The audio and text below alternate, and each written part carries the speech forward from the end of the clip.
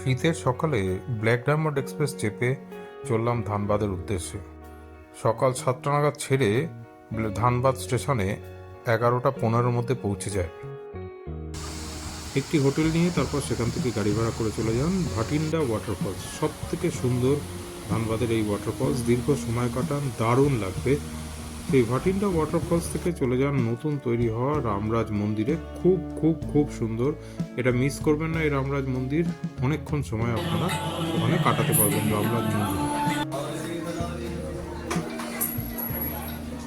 তারপর এই রামরাজ তোপচাচি লেক, এখানে এসে 1 ঘন্টা আরামসে কাটাতে পারেন। অনেকে পিকনিক করতে এসছে, পিকনিকেরই জায়গা এটা।